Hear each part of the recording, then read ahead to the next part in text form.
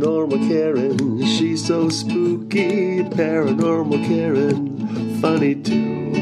Paranormal Karen, she's so spooky. Oh, and did I mention she's funny too? Yeah, cha-cha-cha. Hey, everybody. Welcome to the podcast.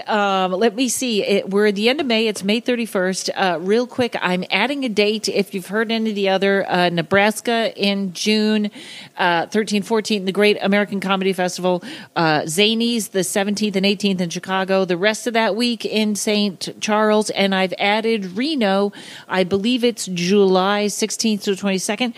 That's it. I think that's my housework. I'm terrible with housework. Leave me 5 stars if you can. karenrontowski.com. Paranormal Karen, that's my website. Housework is done. Don't you hate that, folks? So today, so excited, we have another Karen on the show. And we're going to be talking about, she has terrific books out, not just ghost books, but that's what we're going to focus on today. And it's all about Ohio, which I love, and we'll get into that. Karen, Laven, thank you. Laven, correct? Laven. Correct. Oh, I get every name wrong. And so do I. And you know what's funny? I wrote it exactly. Well, and we'll give your website because everyone knows I hack. Oh, say so. Karen, like me, Laven.net is her website. We're going to give it again at the end and in the notes. But Karen, you write all about ghost stories in Ohio, correct? Yes, and the tri-state area. My first book, Cincinnati Ghosts, my first ghost book. I kind of ventured a little bit outside of the Cincinnati area, a little further down to go to Maysville for a while, the home of birthplace of course, George Clooney and Rosemary Clooney and everything. And the town is incredible. It's a little out, like I say. They don't really technically call it the tri-state, but I just love the town, and I had to do a bunch of stuff there. And I got away with it because the stories were good. Oh, that's great. Well, you know, I do a lot of, I used to play all over. In fact, Hilarities. They have a new booker. Folks, if you're in Cleveland, call Hilarities and ask for Karen Rontowski. It's a great club, but it was Ohio. I know every state kind of says they're the most haunted state, but I kind of feel like Ohio and Pennsylvania are definitely the top 2. So I bet you have no endings of stories. It's true. It's so overwhelming, Karen, especially for ghost stories, just that kind of stuff, and all the sites we have around here that, have been known for years that, something's up paranormally, many people believe, but it just seems to never end. It's coming in, and I'm going, how do I fit this all into a book that doesn't take me 7 years to write? Right. And you don't want people upset going, well, why isn't this in there? Right. That's one of the bummers of being like Ohio. Well, I know you have a very hard job too, because, you're a writer. I can see you have plenty of books and you're a writer, and I'm a comedian. So we're sort of have a way of telling stories. Sometimes someone will send you a story and it's so all over the map, and you probably have to condense it and write it, fix it a little bit. And then they're like, well, but what about this part about my aunt? And you're like, she had nothing to do with the story. So I'm leaving her out. Now, also, and a side note, I remember when I was in Cleveland and I was doing my little Paranormal Karens, there was a lot of serial killers there. And wasn't Elliot Ness a real detective in Cleveland? I believe so. Yes. And, there's something about Cleveland that should be. There just is. I went up there when I was working on the book I'm working on now is Paranormal Ohio or Ohio Paranormal, whichever one works. The book about whatever's in Ohio, we might have to use for a title because the books come out so fast from all places. It just depends when it goes to publication. But being up there, I just got a feeling. It just felt like there's a lot of stuff there. It's not like I'm this, whatever, but it did. And it does seem they're kind of crawling out of the woodwork and all over Lake Erie. And just speaking of Erie, yeah, that would be Cleveland. Yes, and the club in Cleveland, Hilarity, is on the Main Street. It's on 4th Street in Maine, and it's right in downtown. And first of all, hats off to Cleveland, because I remember when I first started going there, it was a ghost town, and it was almost like the club would have security walk me across the street. That's how bad it was. And boy, did they rebuild that. Now it's yuppies out all hours, cupcake shops, everything, and it's really great. But that area just has a fun. I mean, every downtown. There's no cheerful sunny downtowns, but this really. And I believe the Elliot Ness story. I'll look it up, folks, for a catch-up podcast. But there was a serial killer there that was leaving heads in baskets, in like picnic baskets. Oh my gosh! Yeah, that was a long time ago. But they're not. I hope so. Yeah. The heads or the picnic? Either one. Okay. So my first question, whenever I talk about Pennsylvania, I always feel like the start of their heavy ghost stuff was the Civil War coming through there. For Pennsylvania? Yeah, like the whole city. Does Ohio have any sort of is there any place that has a start to where the hauntings start, or just is creepy land? It's just, there were some things about, I'm so bad, Karen, I'm so bad at history. It's terrible. And my family just love it, know everything and the dates and everything. I'm like, yeah, whatever, it all just melts with me. But there is something about that. And the kind of the northern Kentucky, Cincinnati area, there was a general there or whatever, and this is terrible. But I did talk about that, and people dying and things like that. But for the battlefield stuff, I think yes, there is some, but I don't think I really covered it in the sense that I wish I would have, or I might, because I'm not done with the Maine, Ohio book, so I'm gonna, I'll look that up too. I know there was a lot of stuff, and I know a lot of stuff with Native American tribes. That's huge. That would be more of the answer to my question. Probably a lot of Native American stuff. It almost always seems like there's a war, or I guess a set of people we wiped out, or something that sort of starts, and then it seems to. I always feel like it seems to snowball. And by the way, that was, as you just did history better than I do it. I do it the same way. I heard there was a guy that may have done a thing, and then something happened. A gun movie. Yes. Cannon. Yes. Oh, it's here. There could have been maybe there was a woman. I don't know. I don't talk about her. So you're right on target. That's how I like to learn history. I like you. So how did you get involved? Were you always into the paranormal? Did you see a ghost? What is your beginnings? My beginning is my dad. I grew up actually in Santa Monica my first 6 years of my life, and but originally from Minnesota. My dad, this whole time, I'm this little toddler or whatever, was just always believed in UFOs. Mm-hmm. Those, why wouldn't it be there? He's like, of course it has to be. He was like a genius, and and I just all my life kind of heard that. I was like, whatever. And I was told as a child by my aunt who lived out there and was there with us that I was Faye. I'm like, well, Faye who? Faye Ray, but it's F-E-Y. She said, you always were Faye as a child. You just seemed to know what was going on when, you just sensed it. So I guess that was it. Then we moved back, to Minnesota to where they're all, you can't tell them from Minnesota, right? You get no. Oh, Lord. So we moved back there, and I get a babysitting job, and I'm 11 years old. And the parents were a little rich. Well, they were super rich, which is always good when you get paid. Sure. And it was just for a little baby and whatever. And so first of all, my sister lied and got me the job. She told them I was 12. So I started off that's just terrible. But then I always wanted to tell them, but what did I say? She lied and I went for it. You don't want me to know. So I just thought they'll never, but anyway, so the little baby, and I'm like, I've always loved kids, no problem, watch the little baby, just grew to absolutely adore him and everything. But the parents, especially the father, was very adamant about sometimes they had come home, right? Uh-huh. And then he would bring me there and bring me home, and he would find the front door bolt thing unlocked. And I'm like, I don't touch the front door. I don't touch the front door. There's no need for me to touch the front door. And he goes, well, I don't know why that would be happening then. And I was kind of a little ticked. you just stay in the house, eat their snack pack puddings, okay? Sure. And, make sure the kid's still alive and up in bed and watch whatever, because they have the best TV there. I don't meander out the front door. Anyway, so over and over I would hear this, and I'm like, oh, Mr. Snyder, I didn't do it. I don't know why. Maybe you forgot to, and the wife's like, well, maybe we did. And he goes, we didn't. Anyway, so that one night he was really getting on me about that. They left, and he had me stand at the door, and he did the deadbolt, right? Uh-huh. So I could hear the sound and make sure it was there. And he yells, did you hear that? I said, yes, and I won't touch it. He's like, all righty then, okay?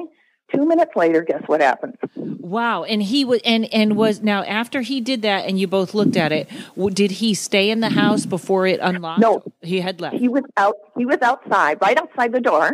He used his key and did the deadlock. Oh. And I watched it go over. So he's still outside. So we're talking through the door. And then I'm like, oh my gosh, this is annoying, But I went, yes, I won't touch it, all of that. 2 minutes later, click, the deadbolt's off. Okay, but he wasn't with you, so he might still think after He's gone. You lied about your age. You already had a bad track record. Okay, now you're really making me feel bad, Karen. Paranormal. Yes, I lied. Okay, I started off with lying. That's not smart, is it? It's not. It's good. It's all right. Not when you're telling ghost stories. Did he say this was just a problem with you, or did they often have that problem with other babysitters?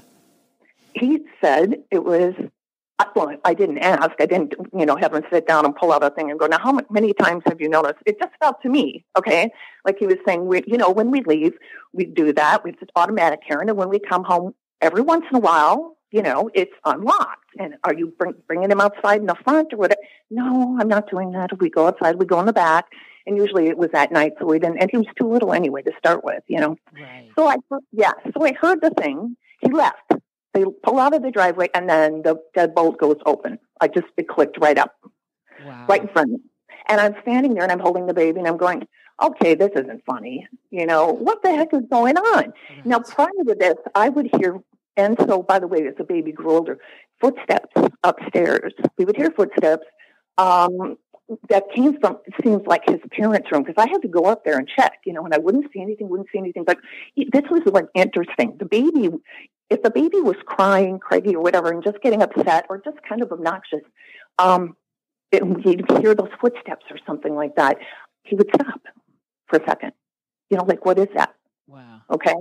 And one time we heard footsteps come across the linoleum. We're in the den. Come across the linoleum in bright daylight, whatever, and he yells out, Mama. He's probably about 2. I get up. I throw the snack pack pudding in my purse. I don't want to be, found out. Like they wouldn't know it's gone, but I was a weirdo. Still am. Anyway, so we run to the kitchen. We're outside. I get off early, whatever. No one's there. Huh. No one's there. And he's like, where's Mama? I said, I don't know. At other times he would be crying, whatever. And this is what got me. We would hear a woman's voice say, it's okay, Craig. It's okay. And Craig, was that the name of the child or anybody in the house? Craigie, yeah. Wow. It was, especially if I had really rough, nights with him or whatever, or colicking the teeth or whatever. Yes, and he would stop. So it was, I thought, am I totally nuts? I know I'm a liar, but am I totally nuts too? Right. I had to kind of I was going down the sewer here, but when Craigie would literally stop crying and settle down or whatever, and I did hear the woman's voice, and so did he several times over the next few years while I watched. So that right there, and I went home and I told my dad, and he goes, oh, I believe you. He completely did, but it wasn't a huge deal to him, Wow. And first of all, kudos to your dad because that was not a time when people could talk about this stuff. And what did your dad do for a living? He was a banker. Oh, even harder in his community. Do you know what I mean? Like, that's a tough... I thought if you were going to say, well, I don't know if he was a scientist or something or an artist or something out there, that'd be interesting. So he wasn't concerned at all. He was just like, you got a ghost. Have fun.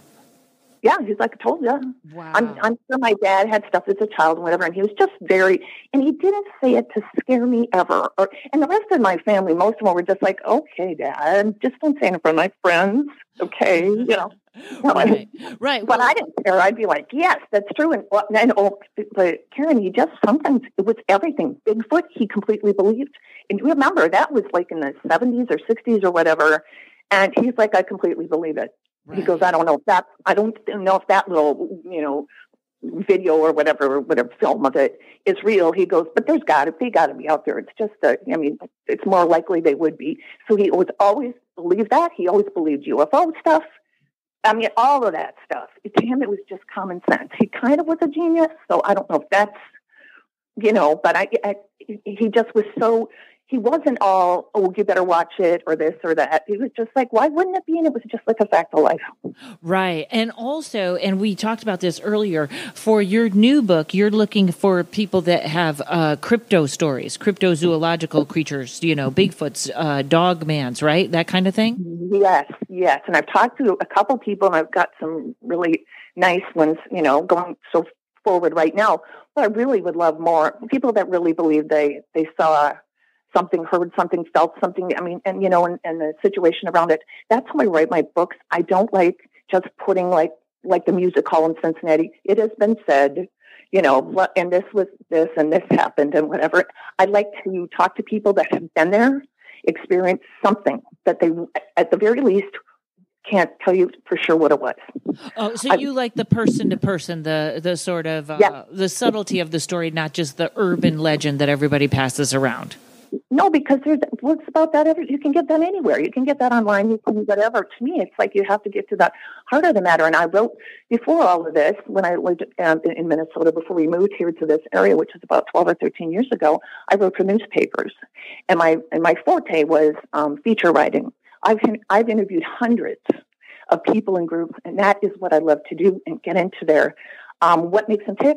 Everybody does have a story. It's a cliche, but it's true. Right. I could find a story, anywhere, and I just loved sharing who these people were, with the readers. And I just kind of kept doing that when it came to the books.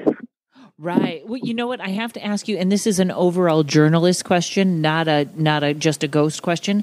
And you may not even be able to answer it for someone's name, but have you ever interviewed someone that by the time you were mid through the interview, they almost scared you? Like somebody that you might be like someone that just seemed so far off the mark that you were like, wow, this person is dangerous. Yeah. Okay. It was one of my first stories, and actually, I just thought about that the other day. It was a fellow, and I can't even you know what, because you've asked it. Right. That feeling and that stomach drop, and like I shouldn't be here alone, right? Because I've interviewed, and I shouldn't be in his barn or whatever. I shouldn't be doing it. I just more often than not, no. And if someone's a little loopy or whatever, if the thing is true and whatever, I just try to lighten it up, right. in the article or whatever. But for stuff like that, I mean, I think it's happened to anybody who's done it for years. I did it for like 8 years. So. Right. You must run into somebody that you're just like, whoa, this, just curious, because I thought your instincts must kick in halfway. And I know, especially in comedy, I've found myself in situations like that. I can imagine. Yeah. So do you have, before we get to ghosts, wait a minute. Maybe we got to come back in a second. 20 minutes on the mark. Hang on, everybody. We got more ghost stories and cryptos coming with Karen. Hang on. Hey, you guys, looking for a great book? Never Give In to Fear, Laughing All the Way Up from Rock Bottom is the National Indie Excellence Award winner. This critically acclaimed, funny and dramatic memoir describes an emerging stand-up comic's drug-fueled descent into the underworld, escape from human traffickers, homelessness, and ultimate redemption. I promise you guys, this is going to be a movie someday. It's one of the most inspiring stories I've ever heard. And after I read the book, I bought 20 copies and I sent it to my friends, who then bought 20 copies and sent it to their friends. And if you have not yet karmically received your copy, go to martymac.com and order Never Give In to Fear. I cannot say enough things. You guys know, I don't read. I read this book. I picked it up. I could not put it down. Never Give In to Fear, laughing all the way up from rock bottom at martymac.com. MARTIMAC.com. Okay, so I'm stuck on crypto stuff, and I'm always looking for crypto zoological stories. Do you have any really good ones for us? And tell people that wouldn't know what cryptozoology is. It's kind of everything that is in a ghost and unexplained. That might not be right, but it's kind of how I'm looking. I know what you mean. It's like a Bigfoot or paranormal. Yes, I don't, vampires, UFO. There you go. Aliens. Well, aliens might fall in that category, but you're right. Bigfoot, Chupacabra, right? Yep. There's actually 3 categories. I have a paranormal trivia game, but it's very, very hard. Dogman. So, tell us a story. Well, one of the stories that I heard, this is for the book that's not out. Okay, but because for the other book, it was mostly just ghosts and things like that. But a fellow was, he was in, this is weird because he started out, I don't want to give anything away, Karen, because I'm not, okay. Do you know what I'm talking about? He started out very into Bigfoot, and he has seen Bigfoot, this fellow I talked to, and it was his description was, incredible, and he was with people that saw him as well, and so it was very, very, believable, it seemed to me, whatever. And he was very specific on everything. And then as time's gone on, and now he's more into the Dogman thing. And what I've heard with Dogman is, okay, I'll tell you what he's told me. That's as far as I can go. And for folks that know, is Dogman a regional thing, or I live in California. I've never heard Dogman stories out here, and I know they have the Jersey Devil, but I know I've heard Dogman of Minnesota or Wisconsin. So that sort of seems to be a northern thing, and it's a guy walking upright with a dog's head. Am I right? Yes, sort of. It can look that way or whatever, and they can be in packs, and they can be more malevolent, I guess I would say, than what you would want. Right. I think they can really frighten people. What the fellow told me, that whose story will be in my book, was that he heard from people that a farmer was out in the woods up in northern Ohio, and I don't know what he was doing in the woods, but anyway, he was in there for a while. He walks out and he hears something behind him, and he turns around and he sees this creature that's 6-7 feet with, the dog face and whatever. And it's walking, just 2 feet, whatever. And he just kind of, I got to get out of here. He stared for a second, whatever, and I heard more feet, whatever. And they say, and this is, I think, that's known up there. There was 6 of them around him, surrounding him. So that, do I know how he got out of there? I don't. I know this happened. I know he got a way to talk about it. So somehow he did it, but I don't know. That's more I have to dig into. This is a book that I'm just starting to, and the kind of categories that I'm just starting to get into and learn about. I don't know. But to me, that is frightening. And there's other, people that, they have a farm or whatever, and their animals are dead or whatever, and then they've seen what look like, dogmen running away. And you're right. It seems like Bigfoot has, is all over with different names and things like that. And dogmen kind of with the werewolf sort of a thing. And they can be, depends where they are and what kind of resources they have. According to the fellow I talked with the big Bigfoot dogman guy, is that, you got to have water. You got to have some form of shelter. So if you have a place that, just like any animals, us or, a deer or whatever, they need the water, they need something to eat, they need a place for shelter, whatever. And so that's why. And also the least likely it is to be populated is more likely where they would hang out. Right. Okay. So do they, is the Dogman, it sounds like you would not confuse a Dogman with a Bigfoot.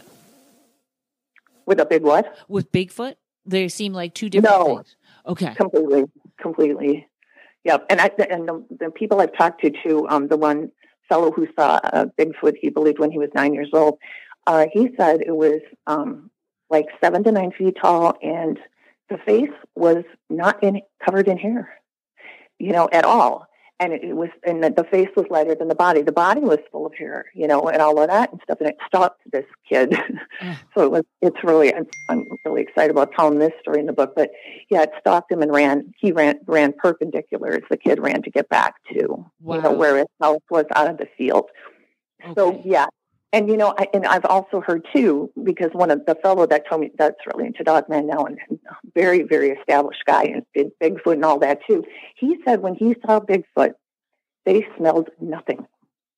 Really? Often people say you smell the dead. And the boy I talked to, he said it smelled like deer had been like dead for weeks in the hot sun, just horrible. So he smelled that almost before he saw him. Yeah, I lived before he saw him. That's what made him look over there. But the fellow, and he said they were about, 15 feet away. And they didn't even see the creature until it moved. It just blended into the Bigfoot. It just blended into the woods so perfectly that it wasn't until he moved. But he said they were in an open tank, and he said they smelled nothing. So I think there's all different variations, just like I guess with people. Wait a minute. Right. The guys who sit on the bus.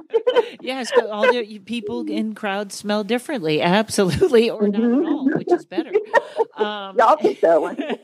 Yes, that's, I had no fascination with Bigfoot until I had a couple of episodes on. Now I can't remember the guy's name, but it was fascinating because I thought I had everything wrong. I thought Bigfoot was just a vegetarian and didn't bother anybody, but they can be very, very mean. Oh, yeah. Yeah. But the thing that I'm getting most, what I feel, just the stuff I've read about and talked to a few people that have, is that they just want you to stay away from them. That's the vibe I get. They're throwing the rocks, they throw boulders at people, whatever, that are supposedly like the size of basketballs. And I don't think that's like to come here so I can eat you. I think that's like, get out of here. Right. Go away. I'm sure that, again, Karen, we're back to if they smell or not, and people want you around or not or whatever. I bet there is a variation. And I think there could be some that maybe would hurt something or someone or a person or whatever, and others that might not. But I think overall, I'm hoping anyway that they don't. Right. I'm like that with my neighbors. I just want them to leave me alone. And I throw rocks at them too. I throw rocks. Get your dog on a leash. Yes. Right. I wonder, funny that you say that about the face, because there could almost be different breeds. And I know people that have felt like they were attacked, like it was almost like, I remember a camping story about somebody that was in the camper and something just started to shake the camper, like you're in our spot. And, I know camping is, I don't know why people camp anymore. Besides the people disappearing out of national parks or the dogmen. Now I'm afraid of dogmen. I don't know that much about the dogman. I gotta find out more. So now, and if anybody it's an Ohio crypto story, right? Yes. Or, if they're from Ohio, do you know what I'm saying? And saw something, I probably could work that in if it's fabulous. Okay, so some connection to Ohio. If you've been to Ohio, if you can spell Ohio. Yeah. Yeah. OHI is close enough, actually. Yeah. No, I'm done. I think this seriously, Karen. Hey, you know what? If you get enough stories, maybe you write just a book that doesn't have Ohio in it. That's my goal, especially because I don't live there. Right. Oh, well, where do you live now? No, I live in northern Kentucky. I always have. I've never lived in Ohio. Oh, that's right. I used to play Louisville and Lexington a lot.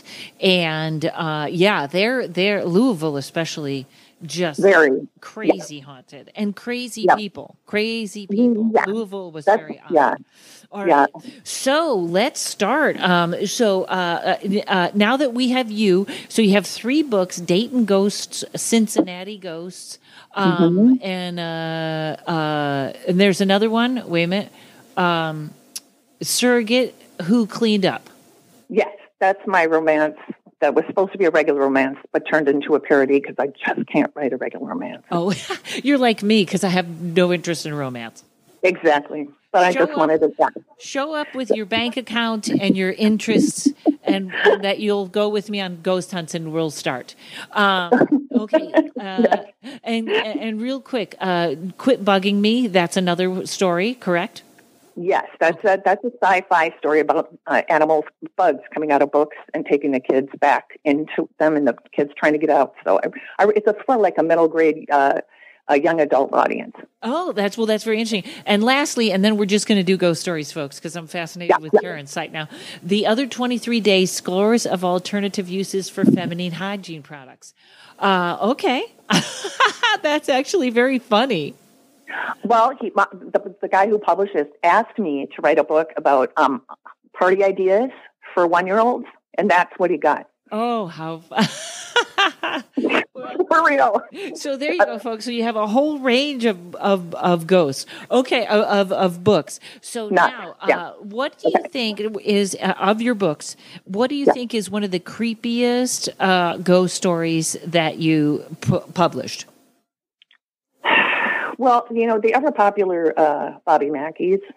Oh God, yes. Now I'm going to, just so people know, I'm going to give you a little background on Bobby Mackey's, because Bobby Mackey's is one of the places I don't think I will go. I was supposed to be booked at a paranormal convention there, and I felt like I got blocked at every turn. I couldn't get the rental car. I was, somebody booked a show, right, that just keeping me out, right? And for those of you who don't know, Bobby Mackey's is the place, and it is a TV show. Ghost Adventures is a TV show, but the story is that Zach and those guys went in there, really antagonized something that followed them home, and it was when real troubles started for them. I don't want to tell their story, but Bobby, so tell us, you take all the time you want with Bobby Mackey's.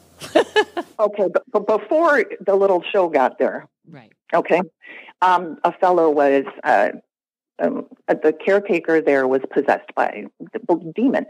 And that's a video you can see, folks, if you Google it on YouTube. It's like this place was so bizarre. The guy who bought it, his name was Bobby Mackey, and the guy who used to own it and died there was Bobby Mickey. Seriously? Which he didn't know till whatever. His wife, they tried to throw her down the stairs, tried to pull her head into a sink full of blood. People I've talked to that I talked to for the Cincinnati Ghost book, they had stuff. They saw people all the time. I mean, the one woman is just like, she went in there. Her husband was working there and helped getting it back into shape because Bobby Mackey bought it. It used to be a slaughterhouse. How fun! Oh, that's why you said woman. I was going to say you said woman head pulled into a sink of blood. Like that happens all the time in Ohio, and I'm like, why is there a sink of blood? Because it was a slaughterhouse. Okay, got it. Yeah. So there's lots of that. And a woman actually did get, I think she was beheaded, and they do believe it happened in the basement there. She was from Indiana. And so I think they found her head in the well. But I don't know if they ever found the rest of her body, and it was done by a doctor and a dentist, and they were, doing stuff, whatever. Anyway, so this place is just not, you don't want to bring grandma there. But right. So, but it had they do believe that, that once the slaughterhouse was closed and the devil worshippers came in, then they were kicked out. I don't know how you do that, but I think they did. And then artist quarter, I think it was called, was put in there, a nightclub. Every time, whatever it was, morphed into, or we're going to make this, there was crappy, terrible things happening. People killing each other, people dying, pregnant women losing babies and things like that. And then, of course, when the latest with now called Bobby Mackey's with Carl, the caretaker, a lot of other stuff too. They've had one of the owners was a big man with a dog. People see that guy. That people will call. Donna, she doesn't work there anymore, but she said she had people call and said they were calling from inside the place or whatever, and there was no one there, and then they tell her they're going to kill her or stuff like that. It's just constant. It's very, very negative. They do have a sign at the door to protect themselves, warning to our patrons, this establishment is purported to be haunted, and management is not responsible and cannot be held liable for any action of any ghost spirits on this premises. Yeah, I remember seeing a special on this, it. First of all, there is all kinds of video, folks. If you go on, Oh yeah, everywhere. Everyone's been there. Trying to exorcise the demon out of Carl, which was very interesting, and doesn't look like a hoax. And it is videotaped way before things really were fixed. Like way before. I can't remember if it was the 70s or something. But they interviewed. There was a guy that every time he'd go out on the dance floor, something would kick his feet out from under him. And I think that's why they started putting up that sign.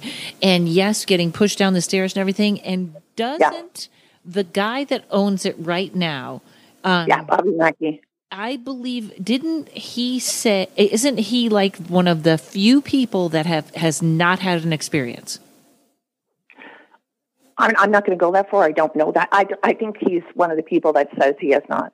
Okay, good way to say that, because he says he has not, and I always think, this thing might be not jumping on him. Do you know what I mean? Like, it might be keeping him in a good space so that he doesn't sell it. Like, it might like him there. It could be. They're hardly open. I think they're only open a couple times a week anyway, but people see them all the time, I guess. They see a woman named Joanna. He wrote a song about her, which is the ghost of the woman that was dating the son of whatever and was murdered in the place about 60 years ago. So he wrote a song to a ghost that he doesn't believe in. But anyway, when he's up there, honky tonkin' and everything, people will have said they have seen a woman in white standing right next to him, and they believe that's her. Also, the sign went up actually because a dude came in. He had just bought this was literally true, a whole new cowboy outfit thing, new hat, new shirt, new duds. Okay. He was ready to have a great time. Good night. He gets there, he goes in the bathroom, comes out, and he's attacked by a ghost. His shirt's torn. His hat, I don't know, crap, I have no idea. But he came out, he did sue. But that's why the sign went up. Yeah. Wow. I wonder if that was the guy I saw on TV talking about that, because I remember he had on a new fancy spancy hat. Also, when my friends had the convention there that they had, they one person collapsed in the parking lot, and she was hospitalized for quite a while after. And on the way home from there, another lady I know had some sort of a blood clot that she had to be rushed to the hospital. And I know a lot of people don't believe this. Like, somebody would laugh and say, well, then why isn't everybody getting sick? But these two people were in there ghost hunting, looking for trouble. So I think people don't understand when you're really like, I will ghost hunt just about everywhere. A couple of places I won't, there in the Sally house. But when you know it's that negative and you go in, there is a possibility of physically getting ill. Absolutely. Because you look at the people, and actually Victor Peruta, he's a psychic here, and I interviewed him in Cincinnati Ghost, and he also did tell me that Carl, who had, like we said, got, exercise and everything, had been going back in periodically, and he got nailed again. And Victor said it took months, I think, to get it out of him again. Victor did the exorcism. So, the place is crazy. When I was there, we got a private thing, whatever, but I went there also when stuff was going on. And when we got back it was bizarre, but when we got back in the car, the overwhelming smell of apples. Now, this is not, I don't understand. I still don't get it, Apples? But it was, APPLES? Huh. Apples. Like, just that, like you're in, I have no idea what it meant, but it's never happened before. We're on the freeway with the windows closed. It was like cold out, whatever, and apples just filled the car. It was very strange, but you are so right. These people are going, oh, don't you even try with me, or why don't you come and do this? If you go to a place like that when we're talking actual demonic issues here, you're an idiot if you say, I want to see something, or you ain't here, you aren't doing, you're just asking for it. You just are. And I agree with you, on that front. Yeah, better to be safe than sorry. I think the Sally house sort of has that same reputation. But yeah, I love your stories about Bobby Mackey's. I have no interest in going in. Yes. Okay. So Bobby Mackey's a great one. I forgot about that. Okay. Where else? Give us another. Okay. All right. One of the ones that I found kind of interesting was, now you did get the picture of the, yes, actually, the helicopter. I'm only saying that because that's at the Wright-Patterson Air Force Base. And if you have listeners who don't have any interest at all in aeronautics, they should go. Okay. If they have no interest at all in paranormal, they should go. Either way, they should go. It's an amazing place. It is full of life, all different kinds of life here and there, and it's just absolutely incredible. I took a picture of the Black Maria, which is a helicopter, which I did not know. We went there to tell the truth because it was a Sunday, and I was researching. I didn't know any stories from the place, but I knew I had to get photos from there because I knew I was going to talk to someone about it and start going into that. Right. Well, my husband and son, it's huge. It's like football fields all over the place and all in different hangars. They go ahead of me and book off. They're gone. And I walked in front of this helicopter, and I just had to take a picture. I just had no choice. I'm like, it just looked like whatever, and I took it. And that's when I got the thing with, the skull or whatever, the face in the cockpit or whatever, if that's what you call it. And that was just so, yes. But that definitely just pulled me. That wasn't because, they say you have to look at this thing or that. I had no idea. So that one really got to me and stuff. And it is, and there's there's the Strawberry Bitch, which I originally put in the book just because I wanted to say Strawberry Bitch and stuff during the podcast. Wait a minute. Hold on 1 second. I'm still stuck on the skull. What? It's that's pretty interesting. And before we move on, can people see this picture on your website or no? I can put it there. Yeah, I will put if it anybody there. wants to look, we'll have it on your website. And it is, and also it's funny because there is that's a person walking that's blurry, but that's not what we're talking about. So when you go, zoom in and look at I believe that's the driver's side windshield. It's pretty interesting. Do you? And you know what else? I'm trying to see. Okay, what's the Strawberry Bitch? That's the one place, it's a plane, that people have said they've waved to the pilot, they've heard the engines rev. This is inside a building, okay? And it's kind of dimly lit as it is. It just sort of feels whatever. But also people have said they've been slapped, cursed, whatever, by the guy that's in there. And so many people have come up afterwards to the people at, Wright-Patterson's, I didn't know you were doing reenactments, and that guy, that pilot and everything, they're like, we don't do that. But that one's known for that. And that they said in the whole place, that's the one that's the most known for a little more malevolent than anything else. Okay. So that's a guy that looks like an Air Force guy. Okay. And he gets in and out, whatever, and revs the engines. And I guess he slaps people if they piss him off. Wow. So do I. How did he get that name, the Strawberry Bitch? Oh, gosh, that goes back. It was named over in the war. They had to, whatever, come up with. I used to know. Anyway, they had to come up with. All right, we'll Google. You know what? It's a perfect time for a break, and I will Google Strawberry Bitch right back. This is so sad. I'm sorry. That's okay. We'll be right back. Who do tarot readers go for tarot readings? They go to Melissa Sonova at melissasonova.com. She gave me the best reading a couple of months ago that is still resonating and helping me out now. She is authentic and to the point. You loved her on the podcast. She is the no BS tarot reader.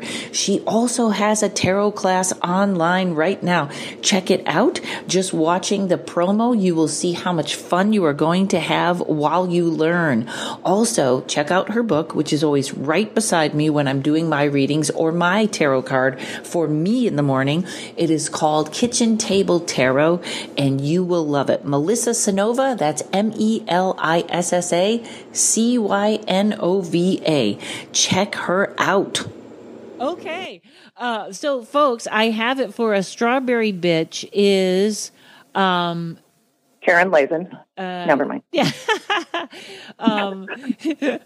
Okay. It's a bomber. It's actually, okay. I got, I see. It's actually wow. It looks it doesn't look like anything I've ever, okay. I see. It's a very different looking plane, and they painted Strawberry Bitch on the side. I guess there's more of a story of how they got it. It was assembled in San Diego. I don't know why they would name it that, but there you go. Well, we're talking about it, how many, whatever lately and, and later. So who knows too. It's with some reason the guys that just decided to do it I don't think it was, whatever. And they got away with it. And that's just, right. And they painted I guess what would be a sexy picture of a lady at that time. Yeah. Yeah. Interesting. Okay. So we figure he's the guy doing that. All right. Great. Okay. What else? Tell us some more about Ohio. Okay. This one's actually in Ohio, but the other one was too. That was Dayton. But the Faceless Hitchhiker of Dead Man's Curve. And I know a lot of places around the country have something like this. But this place, we talked to people that were doing a film on it. You could look that up too, if I could. I'll put that on my website too. But they were doing a film on it, and they sent a psychic out there. The point of this place was this: people kept dying there, no matter what. They just, even when there were horses and buggies, okay, because it was a curvy road, and then it would go up a little bit on hill, and then the horse and buggies would just go over the side, and they're all dead. That kind of a thing. So it had, like, in the 1831, okay, the Ohio Turnpike in 1831. But anyway, so this had been happening. It was a two-laner. And then they finally, in the 70s, said, let's just straighten it out, add a couple more lanes, enough of this crap, right? So they did that. And I think a couple months or whatever after they did that, a car full of young men, I think there were 5 of them in there. Yep, 5 teenagers out for a joyride. And they got hit head on by a roadrunner at 100 miles per hour, and only one of them survived. Wait, and the roadrunner is not the animal? That's correct. No. Well, we don't know if he was driving the roadrunner car, but it's, as far as I know. Roadrunner was a type of car. Okay. Got it. Okay. So, yeah. So that happened after they did this, and people were like, what is going on? Well, seriously, it was like, it's like the changing, straightening it out, 4 lanes instead of 2 did absolutely nothing. There have been accidents since, usually often deadly. I still periodically see one. You watch the news in the morning, and it's, it's in Banton, Ohio, where I-25 and 222 meet. It's called the Ohio Turnpike. But so they did this and everything, and then the one guy that survived, wouldn't talk to anybody about anything or whatever. But since that time, they have seen not just like nurses, doctors, whatever, because, when you work late at night, it was like around 3 a.m, they would see a figure on the side of the road walking weirdly, long-limbed kind of a thing, and up to the side, and they'd like, well, do they need it, right? Who is that, whatever? And then they'd look, and there's no face. So they, try to get out. But the nurse had jumped on her car, so scared the hell out of her, and she thought it was still on her car when she got home, but her folks didn't see anything or anything like that. But it's just so creepy. The filmmakers, and they have done several films, and they're really successful into other areas of film, but they wanted to film there at night. And they went there and started and went, no. They weren't going to do it at that time between 2 and 3:30 or whatever it was. But they did get a psychic. They dropped a psychic off. Okay, at around that time, and drove about 10 minutes away. They were not going to stay. They just refused. And she called them after 10 minutes and said, get me out of here. Wow. They believe it was built on Shawnee graveland. The Shawnees are really, they were so huge around in there, and they were so abused and killed, and just so much bloodshed. It was just horrible. So, the psychic she wouldn't, what they said on the thing is, she said, this sucker is insane. It's bad. It's approaching. If you wanted bad and scary, I don't think you'd want to be there, Karen, at 3 in the morning, in the night. I wasn't allowed to go there then. So I'm as much of I'm worse as you are in that way. Right. That's, yeah. And you know what, too? I don't know if it's any better, but I definitely would rather be scared in a building than scared outside. Yeah. Where do you have to go? In the arms of whatever, So, and people still periodically, it's crazy. My thing is this. I also was asked to go with, because, and this was nationally covered, I think, in Indiana, a girl, a devil, she was, possessed? She was gone by she was, and the people that were doing the case asked if I wanted to go, and I absolutely said no. She was demonically possessed, period. Up the walls, walked. No way. All from the same place, the same corner. That's interesting. That's funny, because the Shawnee Indians also, well, that would be Ohio and West Virginia. Yep. That was the whole Mothman story, which is my favorite. Me too. And I'm trying. So I finally got the UFO guy. I'm going to talk to him. I got that set up. But Mothman is tough. Mothman, but Karen, your thing on that was so good. I listened to it yesterday. And it's like, where's my s'mores? Oh, and hot chocolate. It was so interesting. I was just glued. I'm like, I didn't know that. Well, excellent. There's an email, and everyone should get it if you're interested in the paranormal. It's called Phantoms and Monsters, and it comes out every day. I don't get to read all of them, but this guy, I actually did reach out to him, and I don't know if he got the email. I'm going to try again. He just wrote another book, but he is on all of this, and the Mothman sightings for some reason all over Chicago right now. Isn't that something? I heard you say that. Yeah. Wow. Yeah, on lamp posts and stuff like that. But if you Google current Mothman, and there's a lot that fall under the category of winged Batman or something like that sort of thing.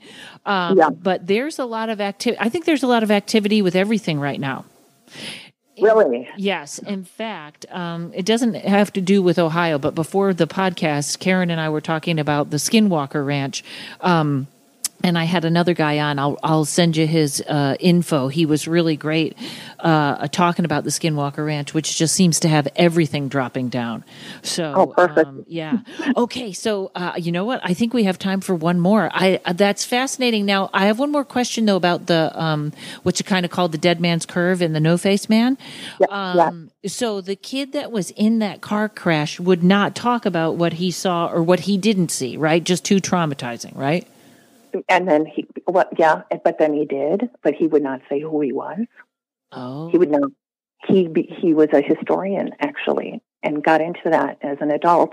He has since passed on recently, sadly, but he did go over that with his students, whatever. And also, it was just something he didn't want to go back personally to, whatever, but he would lead tours out there, and they saw hearses driving with no one at the wheel, and these are people after people. There's 6 people turning around. There's no one there, and just they'd see the Roadrunner on the side of the road that same year, that same license plate revving up. They're driving by, and it's sitting there.